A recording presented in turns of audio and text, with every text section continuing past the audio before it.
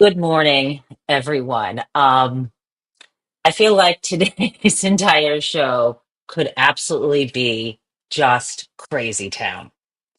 It is, it's hard to even put into words what what happened over the weekend with Volodymyr Zelensky and the White House. It's also hard to put into words, my friends, what is going on in the follow the money world.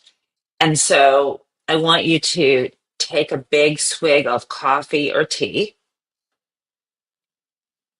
and join me in this adventure today of Crazy Town is your town and my town.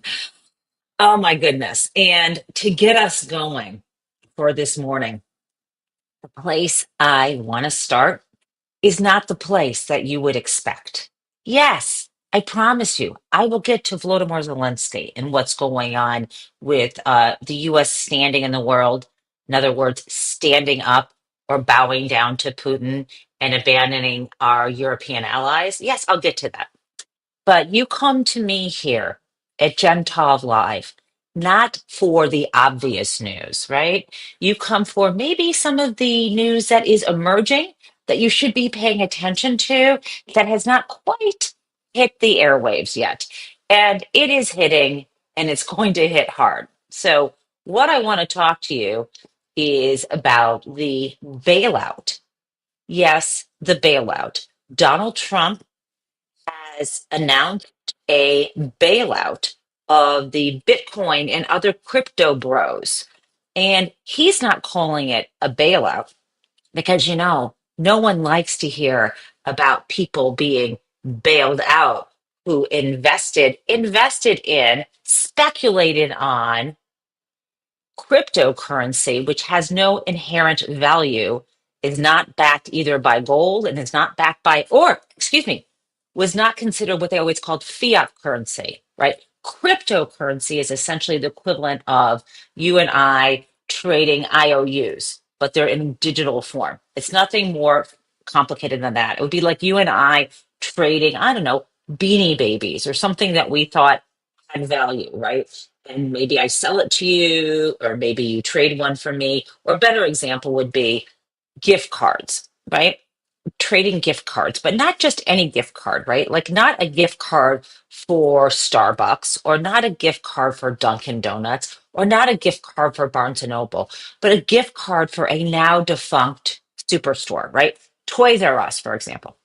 If we had a lot of Toys R Us gift cards, if we had not redeemed them, and we had not made a claim in the bankruptcy, and we were sitting here on Toys R Us gift cards, let's say instead of physical Toys R Us gift cards, we had them in digital form.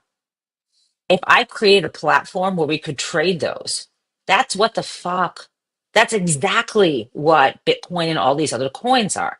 Some of them are called shit coins because they really have even less value. Now, the only difference between my Toys R Us digital gift card and yours that we might be trading back and forth and cryptocurrency is that cryptocurrency, you can kind of create more of it, even though there's supposed to be a limit on it. Cryptocurrency, there are these places where you can, they call it mining these through these algorithms. I don't even want to get into that, but it'd be the equivalent of you solve a fancy crossword puzzle or math puzzle on your computer, and you get more of these Toys R Us digital gift cards. Now, that is what crypto is. Okay. So let me just back up. Imagine you and I have these digital Toys R Us gift cards, and there's no Toys R Us or Kids R Us store anymore. And why would I buy it? Well, I might buy it because I bought one for, $10 and it's now worth 20,000. And so I'm very excited about how fucking rich I got, let's say, and now I want to drive the price up more. So that's one reason why I might want to get more of these. Now, the only question though is how could something be of value if I can't buy something in the real world with it, right? I can't go into Toys R Us and buy a bicycle or some cute little onesie for a baby, right? So the thing is, what would I do? Well, the world of crypto, like if you and I were trading digital Toys R Us gift cards, they're only going to have essentially, or babies R Us, right? If we're trading these gift cards, right, online, I'm going to want to, like I told you, what if I had started with like $10 and now I have 20,000? I'm going to want to cash that out into the real monetary system, right? So there's ways, there are exchanges where you can hook up your actual bank account and somehow get the money out. It takes a long, it's not easy to do that, but whatever, right? So that's what some people do. They cash out some of their winnings, right? The other thing you can do is you may have heard this guy who was just his sentence with he was just I'm sorry, not his sentence was commuted. This guy named Ross who ran this thing called Silk Road, where they were using crypto. He allowed people to use cryptocurrency on this platform to buy illegal drugs and so on. So the idea is there are some places, supposedly it allows anonymity so that you, with our Toys R Us gift cards, instead of having our names on them, we'd have a special number that we would have to remember. And we would use that. And so if someone wanted to buy illegal drugs, and this is a nice point for me to say this, I don't want anyone talking about drugs, illegal or otherwise, on this show in the chat. Let me just say this right now. Coffee, caffeine, fine.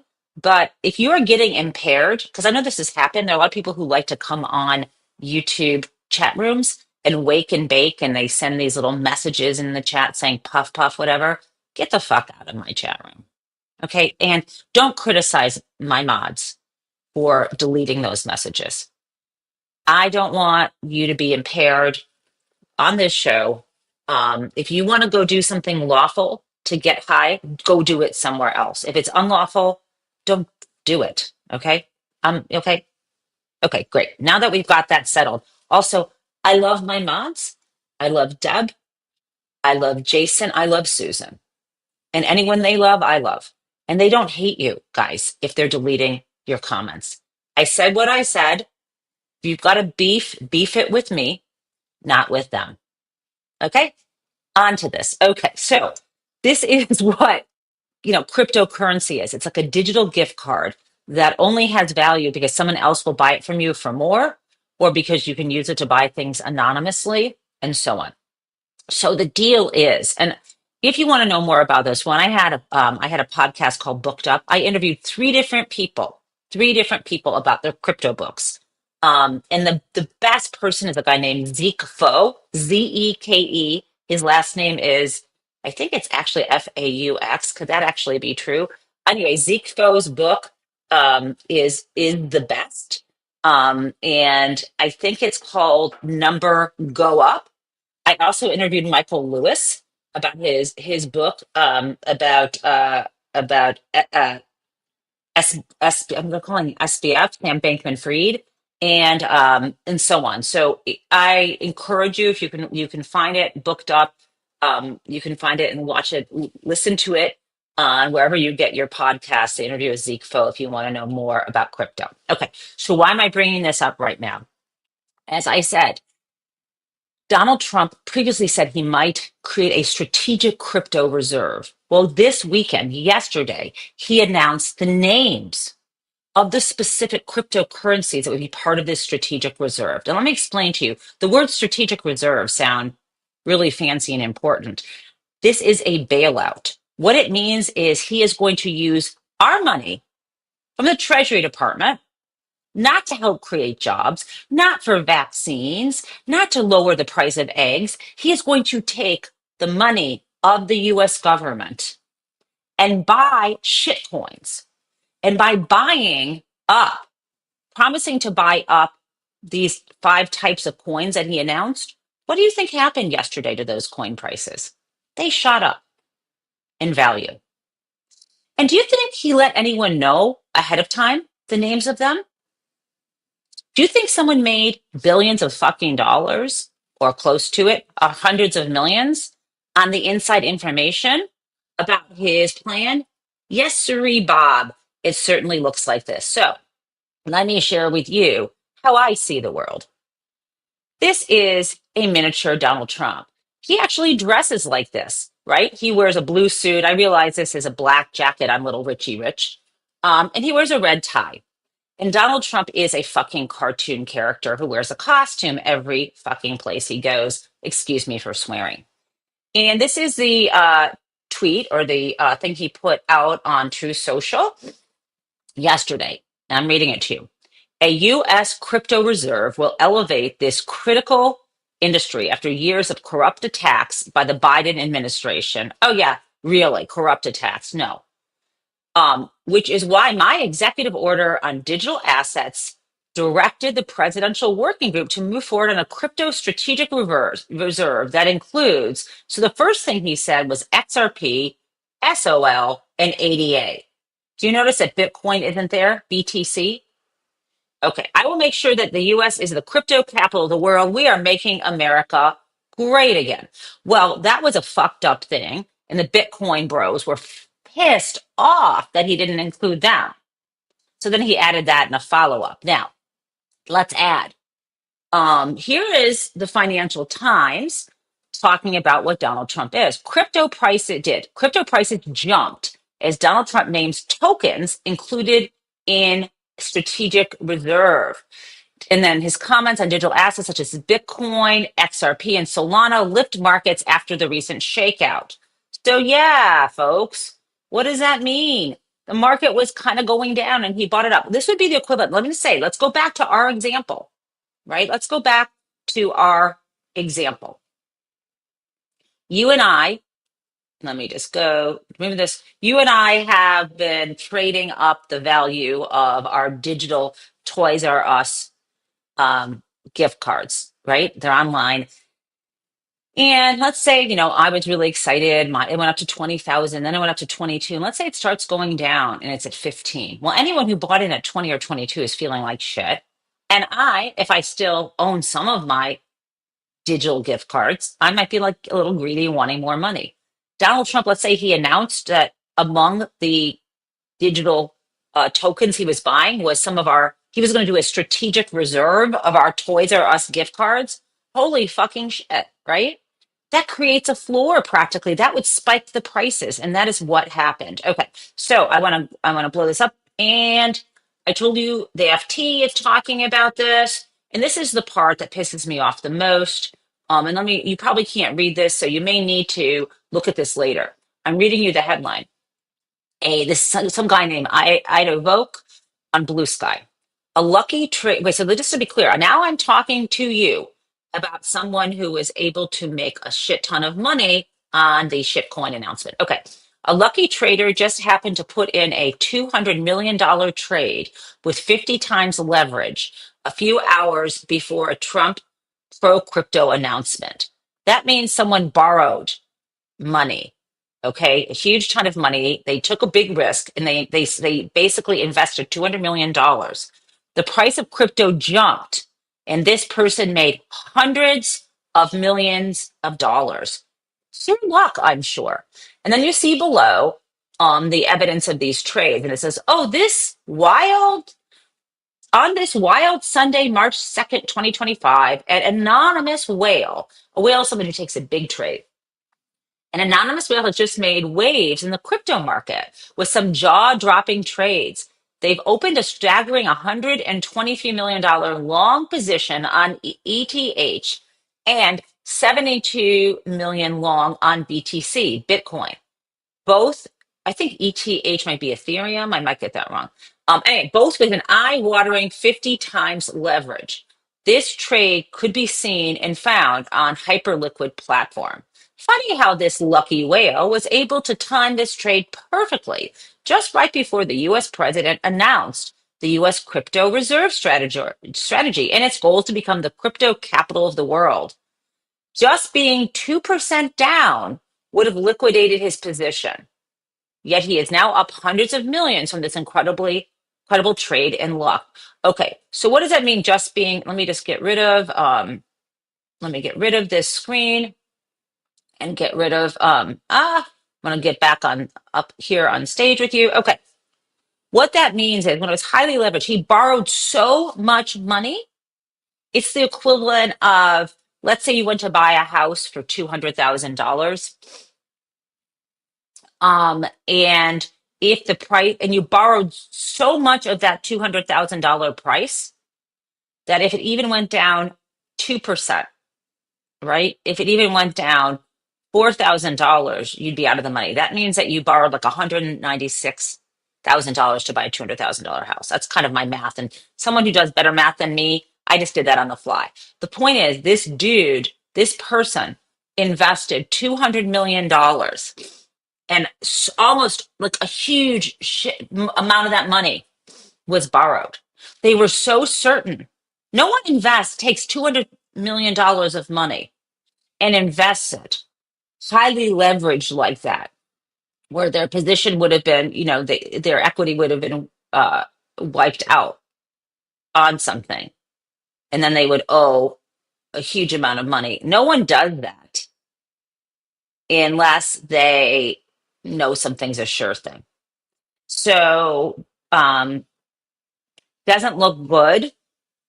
Looks like someone knew something for sure.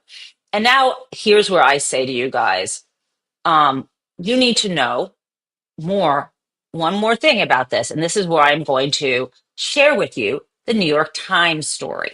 I hope you're enjoying the deep dive here. Um, I think it's important. Oh, my math, someone says my math doesn't add up. Okay, you can correct my math. Maybe you mean the math of this person making this ton of money. I'm going to make sure this is big enough for you to look at. Yes, it is. Okay, so what I want to read here is, let's look at this piece. I just want to let you see this. This is in Deal Book. This is the premier part of the New York Times business section, right? And just so you know, the headline, Trump faces blowback over plans for crypto reserve. This article just came out today at 7:52 a.m. Subtitle, digital assets like Bitcoin rallied. That means goes up. And the president's backing for a strategic holding. But even some conservatives and industry backers disapproved. Okay, when a story, I'm going to share the full article. Hold on, guys. I'm going to copy this link so you can get, okay, I'm going back into it. Give me a second. I want you guys to be able to have it in the chat as a gift. I just threw it in the chat. Okay. So look at how, when you see this many bylines on an article, 1, 2, 3, 4, 5, 6, 7 bylines, you know they're taking this seriously. They saw the tweet by Donald Trump on Truth Social, and they went for the story. We've got Andrew Ross Sorkin. He is the editor of Deal Book. You've seen him on television. He also wrote the book Too Big to Fail. He had a lot of access into the people who were involved in the run up to and the aftermath of the 2008 financial crisis. Andrew Ross Sorkin, Ravi Matu, Bernard Warner, Sarah Kessler, Michael J. de la Merced, Lauren Hirsch, and Edmund Lay, all stars on this article. I know you don't like to see him. Okay, so this is a picture of Donald Trump at some Bitcoin event in Nashville in July. Okay, so let's look at the consequences of a crypto reserve. Cryptocurrencies are again riding high after President Trump announced that he would create a national crypto reserve with 5 tokens, including 3 lesser known and highly volatile ones. Those are the so-called shitcoins. As far as I'm concerned, they're all a Ponzi scheme. Anyhow, in the latest boost that Trump has given the crypto industry, which spent some $130 million backing him and other Republicans, this is the latest boost. Okay, but the news drew criticism from many, including conservatives and even ardent crypto backers, over many concerns: giveaways to an already wealthy community, delegitimizing the digital currency industry, and more. Trump had said, I will make sure the US is a crypto capital of the world, he declared in Truth Social on Sunday. So you saw this. So he mentioned 3 of them, XRP, Solana, and Cardano, but Bitcoin and Ether they were also on the list, as we talked about. Proponents say a reserve would help tax, okay, this is what he says, this is the bullshit. Proponents say a reserve would help taxpayers benefit from crypto's price growth. It's still not clear how such a reserve would work or when it would be introduced through a Republican-authored bill in the Senate, though a Republican-authored bill in the Senate would direct the government to buy 1 million Bitcoins. Okay, so there's a bill saying the Treasury could buy 1 million Bitcoins. That's $92.6 billion. That's almost $100 billion investing in Bitcoin. That is a bailout of people holding those digital assets. So the plan is music to the ears of many in the crypto industry who've already benefited significantly from Trump's moves, like picking regulators who will go easy on digital currencies. The price of Bitcoin alone had already jumped, you guys, 36% since his election. On the other hand, critics of all political stripes have decried the move. Some Republicans raised questions about spending taxpayer money on risky assets instead of paying down the national debt. John Lonsdale, a friend of Elon Musk's, wrote, "It's wrong to steal my money for grift on the left. It's also wrong to tax me for crypto bro schemes." Some protested the seeming latest conflict of interest involving Donald Trump and crypto, noting that Trump profited by promoting his meme coin, $ Trump, before the inauguration. And the SEC last week said meme coins wouldn't be subject to regulatory oversight. That was this terrible decision last week. This is getting egregious, the software developer Nikita Bayer replied to Lonsdale's post. Every 2 weeks, there's a kickback to the family. Completely delegitimizes all the work that Doge is doing. Well, you guys, Doge, in my view, was already delegitimized. Anyhow, because it's doing illegal things. Anyhow, but let's look at this. Others question whether David Sachs, the investor who is Trump's crypto czar, also stands to benefit from such a reserve. Sachs wrote on X that he had sold his cryptocurrency holdings, but he didn't address any holdings his investment firm has.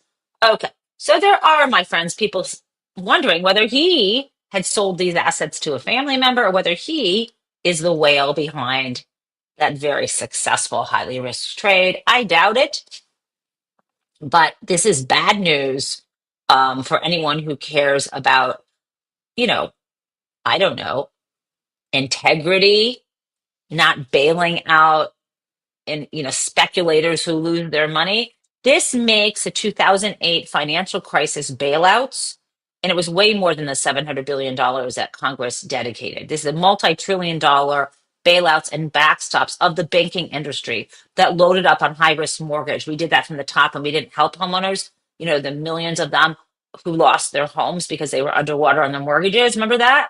That looks rational in response to this. This is a naked bailout of speculators who supported Donald Trump, plus his own family, no doubt, because his son Barron is really into crypto.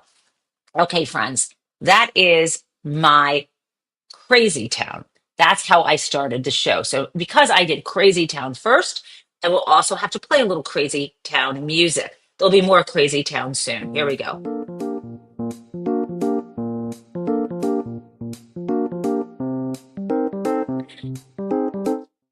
Yes, we will have crazy town bookends. I promise you. I can never not end the show with crazy town. Now,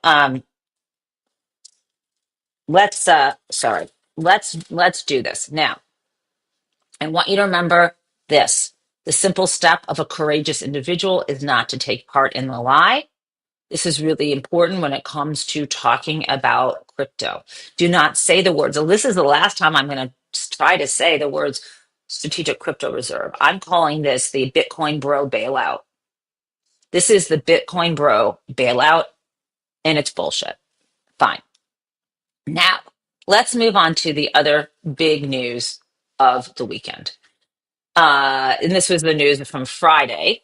And the big news was that Vladimir Zelenskyy came to Washington to meet with Donald Trump and to meet with members of Congress. And things went fairly well, very well off camera until they got into the Oval Office. Now, remember, Volodymyr Zelensky was planning to sign a deal to give the U.S. government a stake in the rare earth minerals in Ukraine. And these rare earth minerals are very important for technological developments and so on. And these are things that apparently we are in competition with China about, whatever. I'm keeping that part simple. And all these meetings kind of went well until we get in front of the cameras. And Donald Trump and JD Vance thought they could humiliate. They thought they could humiliate Volodymyr Zelensky because that's what they're used to doing.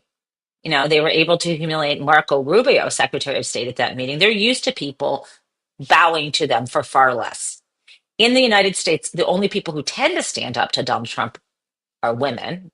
I mean, there are some men who have done it, but not many. Not any Republicans who are elected officials in office will stand up to him other than the only Republicans that I've seen stand up to him and vote against him in the Senate have been Murkowski and Collins. So Lisa Murkowski and Susan Collins. It doesn't mean all Republican women have supported him, but I haven't seen a single Republican man in elected office who, other than McConnell recently, but he's not running for reelection. They're so afraid of him, and all they're afraid of is losing their position of power. Zelensky is at a far more risky spot. He has been relying on the U.S. government to provide weapons and support against the ongoing aggression since the Russian invasion, and even before, from 2014, since they, annexed Crimea and so on. Okay, so this is an ongoing war. It's in its third year, and Zelensky comes into the White House in the most vulnerable position. And what I love about Zelensky is he is as tough as anyone you would want to be when Donald Trump tried to pull his bullshit. Now, the key thing here was Zelensky was saying, okay, I want to make sure there's some security guarantee, because what he was trying to say, and they tried to get him on camera, was why should we agree to a ceasefire?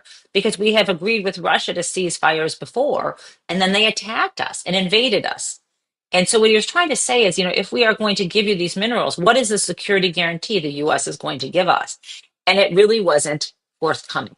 Now, I want to play you one little clip of Zelensky. And I understand that Donald Trump's face is on here, and I wasn't able to scribble it out, but he doesn't really look like he has a face because he is tipped down. And most of this is Zelensky and JD Vance talking. Donald doesn't speak. So let's play this to give the context. But after that, he broken this ceasefire. He killed our people, and he didn't exchange prisoners. We signed the exchange of prisoners, but he didn't do it. What kind of diplomacy, JD, you are speaking about? What do you mean? I'm talking about the kind of diplomacy that's going to end the destruction of your country. Yes, but if you Mr. President, with respect, I think it's disrespectful for you to come into the Oval Office and try to litigate this in front of the American media. Right now, you guys are going around and forcing conscripts to the front lines because you have manpower problems. You should be thanking the president for trying to bring an end to this conflict. Have you ever been to Ukraine that you say what problems we have? I have been to. Count once. I've actually watched and seen the stories, and I know what happens is you bring them on a propaganda tour, Mr. President. Do you disagree that you've had problems bringing people into your military? We have problems. And do you think that it's JD Vance, what an utter douchebag. He says, try coming to our country once. And he said, well, I've seen it. Have you even been here? And he's like, well, I've seen it. He's seen it on video. Now, what I like about Zelensky, I know you're supposed to play the game and smile and not interrupt. But, remember, he actually cares about his country. He's not just ambitious. JD Vance is a man who called Donald Trump the equivalent of Hitler, and now he's kissing his boots. That's not who Volodymyr Zelensky is. And I will remind you that Volodymyr Zelensky is a Jewish man. And as a Jewish woman, I understand how conversations work, and you actually interrupt people. And that could be a cultural thing, or it could also be, fuck you, JD. Now, I want you to hear, that was a clip. I want you to hear Zelensky. He went on Fox News. He made the rounds. I want you to hear what he had to say about that incident. And for example, president or vice president or somebody or senators, it doesn't matter, big politicians, yes?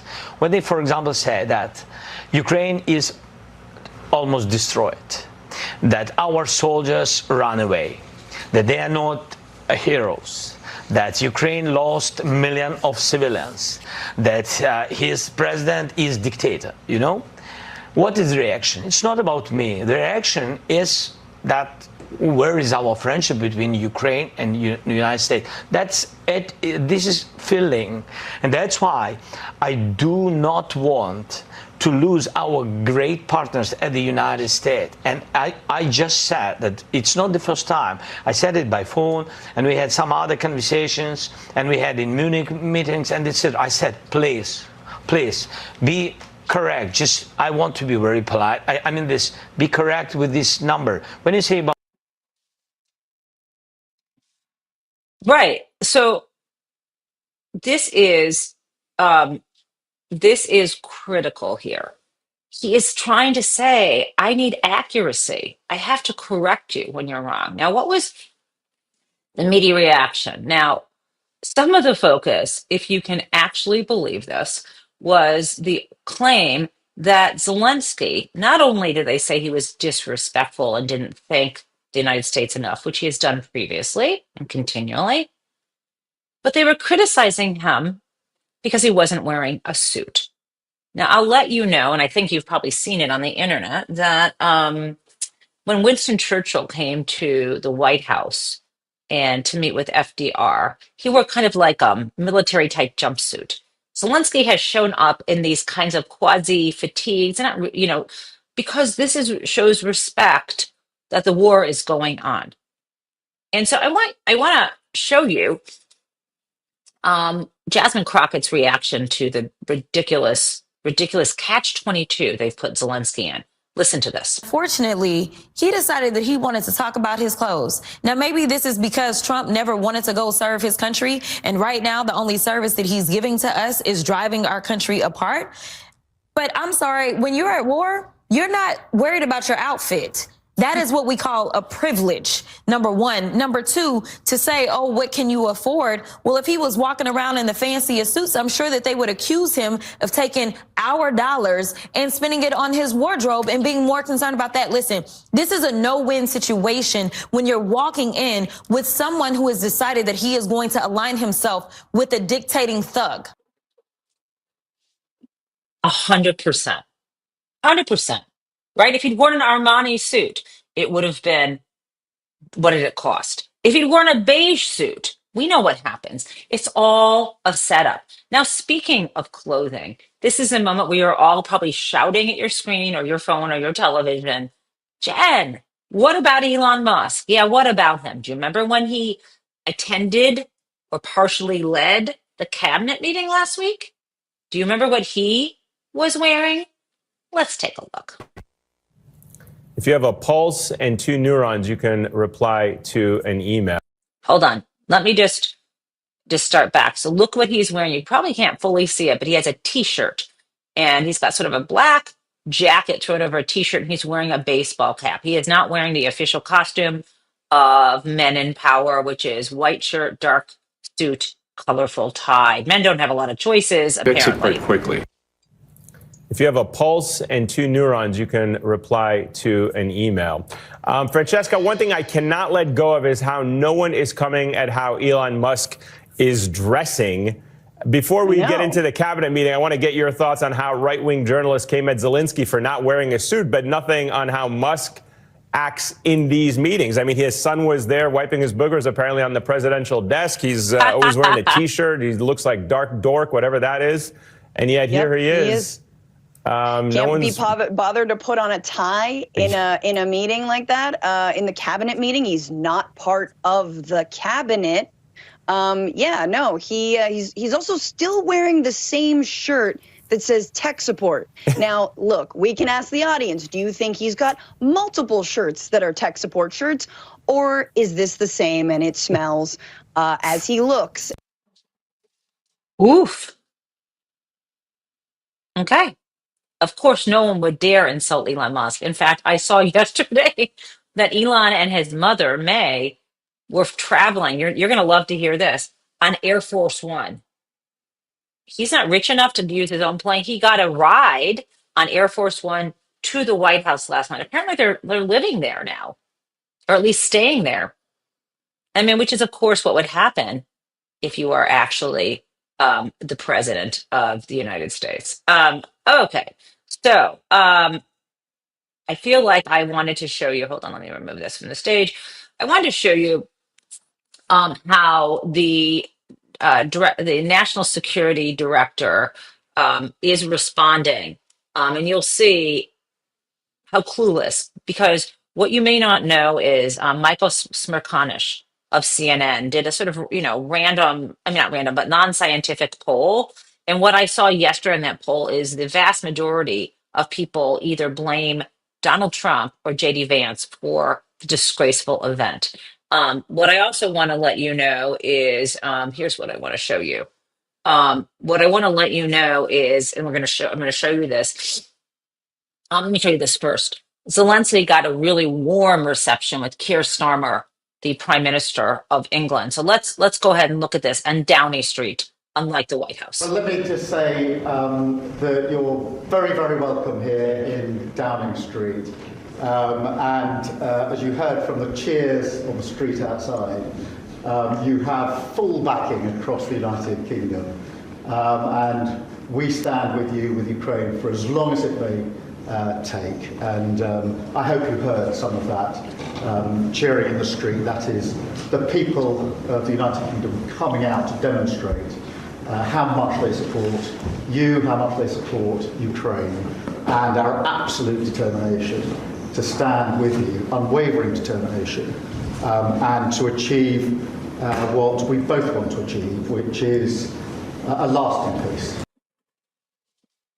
I love to see this. And of course, the people of the UK understand. This is why people in London were outside of Downing Street cheering him on. Remember, during World War II, the Nazis did bomb London. In fact, my paternal great grandfather was the head engineer at Vauxhall Motors, working on designing the Churchill tank. That's a whole other story. And a bomb hit the factory, and he was literally blown out of he was fine, but he's blown out of his office with the explosion. And, they remember that, right? And appeasement doesn't work. And the people in Europe are quite serious about what it means to have Russia right there, Russia invading Ukraine. Poland is nearby. This is very serious. And of course, Elon Musk, and it's not the first time you've heard this from Trump supporters, wants the US to be out of NATO. So we don't have that sort of mutual defense obligation. What's going on in Europe is what they're calling a coalition of the willing. And folks are trying to figure out what they can do to make sure that if the US ends up being an unreliable partner, how they'll fend off Russia and protect themselves. So that's happening. Now let's go look over at the US and how clueless our national security, or Donald Trump's national security advisor is. The national security advisor, when they asked Zelensky to leave the White House after that blow up, and he has been very. Oh, sorry. I'm sorry. This is. Let me give you a. Let me play the national security advisor first before I play that clip. For us, kind of talking about the details and demands of security guarantees before, as President Trump said, look, I don't know that we can get both sides to the table at this point. And, you can't kind of trash the other side litigating through the history of this conflict if we're going to bring both sides to the table. And further, coming to the Oval Office, with the body language, the shaking of head, the kind of the arms crossed, Okay. When you are being effed over by someone, aren't you going to cross your arms? Also, he wasn't relitigating anything. He was correcting misinformation. There's a big deal. And the other big deal is the United States is not admitting now that US is the aggressor. Now, I thought what I want to share with you now, and that was the National Security Advisor, Waltz. I want to share with you Chris Murphy, senator from Connecticut, and he's being asked by Dana Bash, does he regret having voted for Marco Rubio as Secretary of State? And you may know, if you saw the footage, Marco Rubio shrinking into his chair and looking disgusted. But then later, body language, everyone saw the body language. He had to come out with a rehabilitating tweet claiming that he actually supports Donald Trump. He should fucking resign. But here is Chris Murphy. Let's watch this. The national security advisor, when they asked Zelenskyy to leave the White House after that blow up, and he has been very supportive of what happened in that meeting. You voted to approve his nomination to be Secretary of State. You still think you made the right choice? Nope, it was a mistake. It was a mistake. I think a lot of us thought that Marco Rubio was going to stand up to Donald Trump on an issue like this, that when Donald Trump decided to align America with dictatorships, again, in order to make it easier for him to steal from the American people, to turn America into an illiberal democracy. Okay. That got a little boring. And the deal is, yeah, Chris Murphy, you did the right thing.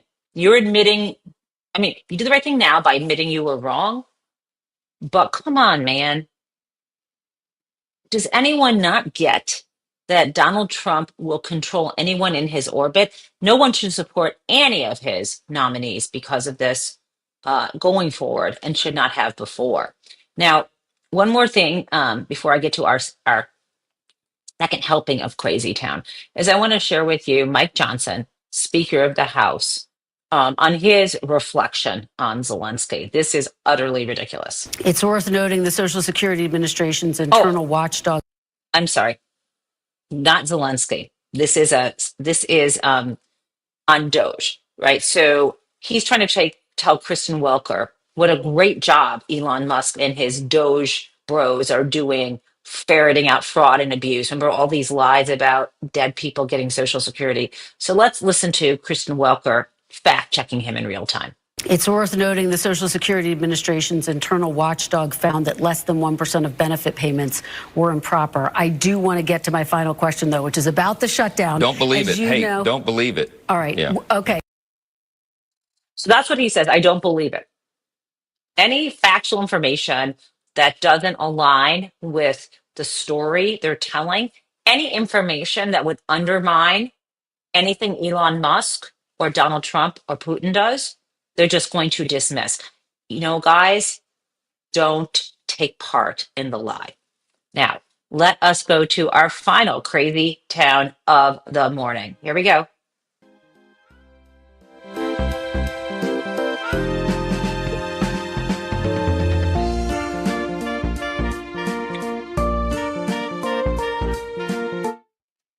This is her first appearance on Crazy Town, but probably not her last. And you know who this is. It is, I want you to guess, it's not Marjorie Taylor Greene. It is not Lauren Boebert. It is the director of national intelligence, none other than Tulsi Gabbard. And she is here on Fox News. And I'm only giving you one clip because this is crazy enough. She was confronted with many things like public support for Zelenskyy. And she was also confronted with, why would we be supporting a country that isn't known for allowing the citizens freedom? And she kind of dodged that and just trashed Zelenskyy. Remember that she is Putin's team. Maybe they were trolling us, but they call her our girl Tulsi. Let's play our girl Tulsi. Peskov saying what the U.S. is doing is changing the game, and it largely coincides with our vision. What do you make of Russia celebrating and saying what the U.S. is doing lines up with their vision? They're going to say what their position is. What we should pay attention to here in the United States of America is the American people, so many people across the country celebrating the strong leadership that President Trump and Vice President Vance demonstrated in the Oval Office, something we have not seen over the last 4 years of the Biden administration, where we finally have a president who's going to stand up strongly and fiercely and unwaveringly for the cause of peace and freedom for the American people. I know that that is who President Trump has on his heart and on his mind as he is working towards bringing about a negotiated end to this war. Well, that was a crock of something. And I realized, do you notice that Tulsi Gabbard speaks in a lower register? It's almost like the Elizabeth Holmes voice. Um, so if we want to bring about a peace in the United States, we really do, a peace in Ukraine, we really do have to capitulate to whatever Vladimir Putin says, because, you know, he'll do the right thing and then we'll have more freedom here. I couldn't quite do it, you guys. Okay, that was Crazy Town. I want to let you know that Tuesday night, it's not really the State of the Union. It's called the Joint Address to Congress because it's the first of the 4 years. But I will be reporting on that on Wednesday, reflecting on what went down there. I'm not doing anything live because I can't listen to that man talk on my show. Also on Thursday, I'm going to have another special guest, but I'm not sure what tomorrow's going to bring. You never know. Hopefully it brings you right here. So great to spend time with you, and I will see you at 8:30 tomorrow Eastern Time.